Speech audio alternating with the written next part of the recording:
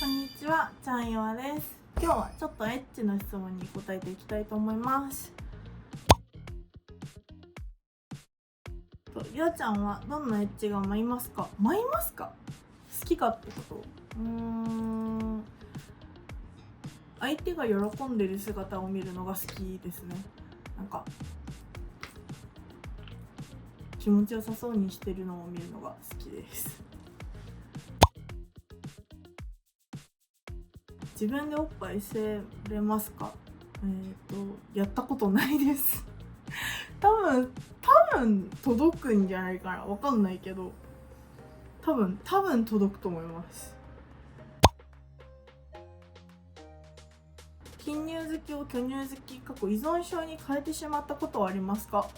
ないです。多分貧乳好きの方って巨乳好きにならないというか、巨乳に興味がないから見ないと思うんですよ。だから多分変えたことはないと思います。おっぱいは気持ちいいですか？気持ちいいです。でも痛くもあるかな。まあ重たいから結構重たくてよく言われるのが筋トレしてる気分っていうダイエスに言われてたんでまあそこ重いんでちょっと激しくやられると痛いかなっていう。まあでも気持ちは気持ちいいです。一人エッチはどのぐらいの頻度でしますか？一人エッチは基本しないです。しないというか、するぐらいだったら我慢しちゃうかな。我慢してどうにかやれる人を探すかなっていう感じです。意中の相手に色仕掛けで胸を使ったことはありますか？意中の相手に色仕掛けで胸で落ちたことはありません。使ったことはあります意中の相手がその胸好きかどうかって分かんないから、胸を使ってアピールしたところで好きじゃなかったらまあね、なびかないから、使ったけど無駄だったっていうことはありました一番好きな体位、一番気持ちいい体位はバックが好きです。バックが一番気持ちいいですね。一番奥に当たるんで、なんか正常位とかよりバックの方が好きです。はい。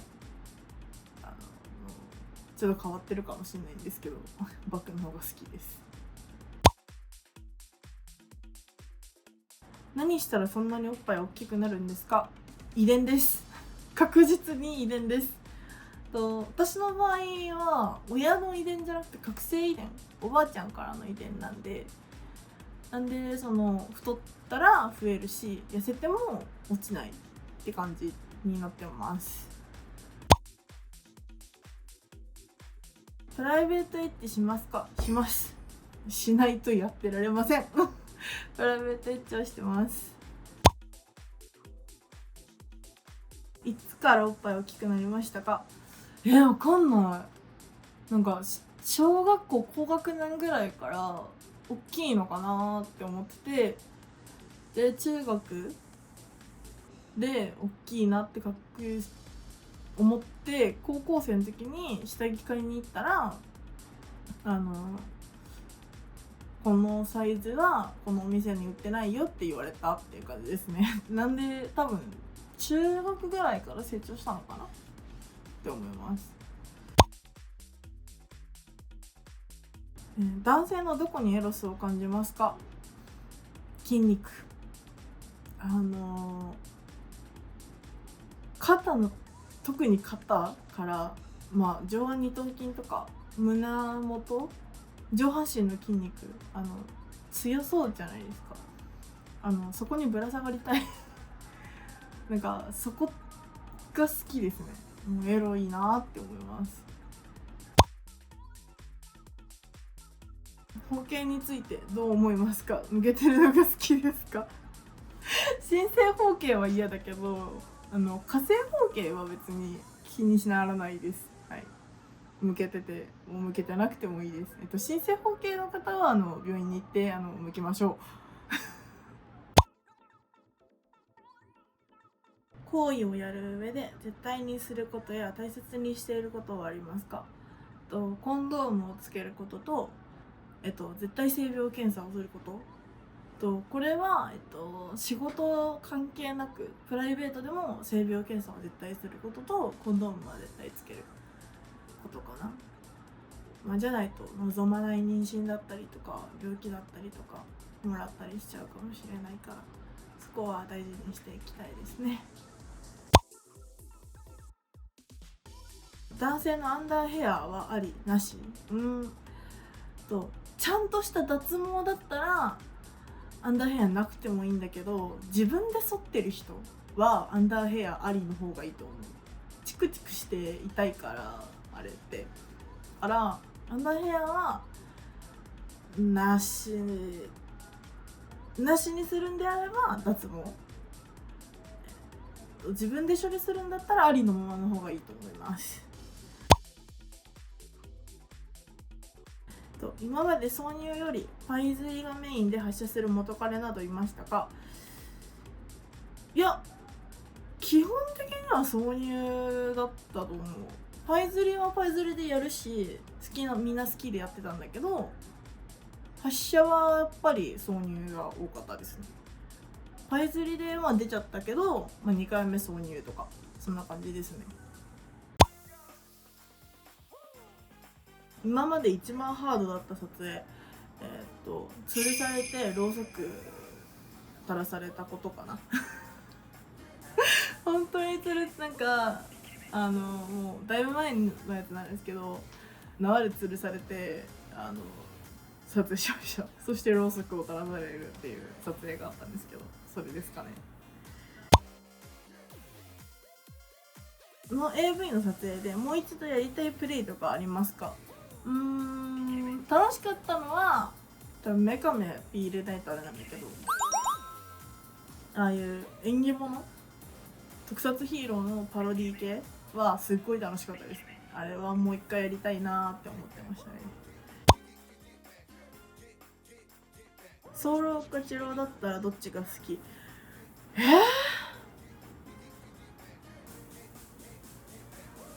中間。だって早漏で何回もできるんだったら早漏でもいいけど、治療って1回が長いじゃん。っていうことは疲れるわけじゃん。お互いに疲れるから、早漏で何回かできる方がいいかな。もしくは中間ぐらいがいいです。プライベートでの経験人数は100人超えてから数えてないので分かんないです。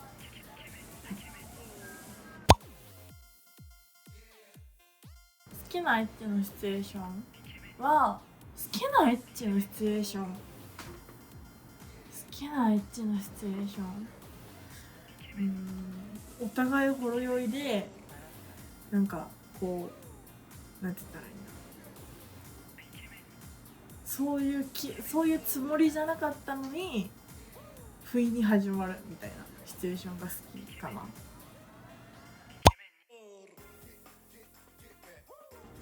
おすすめの作品または絶対見てほしい作品教えてください。オイルマニア。なんかもうやめるからあれなんだけど、オイルマニアが一番見てほしいかな。タトゥーに耐性がある人、タトゥーが大丈夫な人はそれを見てくれれば嬉しいです。私がすっごい好き勝手してるんですよ。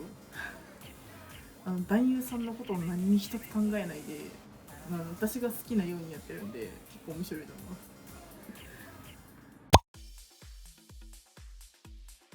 AV の撮影に何時間ぐらいかかるのか。早くてメイクとかも含めて6時間ぐらい、長いとやっぱ15時間とか2日間かかったりとかするかな。や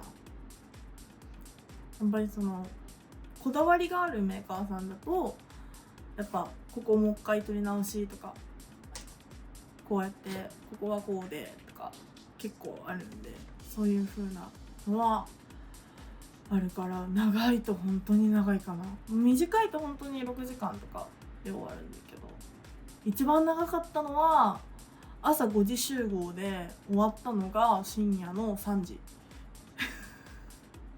22時間かな。行為の時間自体はほんと1時間とか1時間2時間なんだけど、それ以外のところで撮り直しがすっごい多くて、ドラマもんだったんでドラマの部分だったりとか、そういうところで撮り直しが多くて22時間かかるっていう大変な思いをした撮影でしたね。あれは楽しかったけどね。今まで演じた中で一番楽しかったやつはちょっと P 入れてほしいんですけど、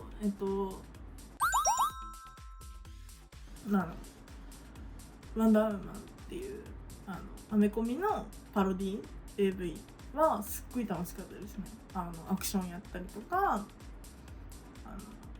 ドラマの部分があったりとかしてすっごい楽しかったですね。本当にちゃんとアクションやらされるんですよ蹴る真似とかそういうのを全部やってやるっていうのがすごい楽しかったですね。なんか何人かが共演する時とかはほとんど喋んないんですよね。なんか V の中で映像の中でこうしなきゃいけないっていうことだけ、話して話すっていうぐらいで、あとはもう全然話したりしないかな。共演する時は共演しても、あんまりそのプライベートの時間、そのメイク直しとかそういう時間では喋らないようにしてましたね。結構メイクさんと喋ってるってことが多いかも。なんかその女優さん同士喋るっていうよりメイクさんと喋ったりスタッフさんと喋ったりっていうのが多かったかな。ストリップもやってたんだけど、ストリップはもう上下関係がもう体育会系並みに厳しくて、もうほんと昭和のまんま、もう1日でもデビューが早かったらその人がお姉さん、年下でもお姉さんっていう感じだったから、すっごい大変で、なんか掃除とか、あとは物がなかったりとかしたらその一番下の子が買ってきたりとか結構大変でしたね。だからもう二度とやりたくない見るのは好きなんですけどね。なんか今でも仲いいお姉さんとかはいるんで全然見に行くのは好きですね。見に行くのはすごいおすすめです。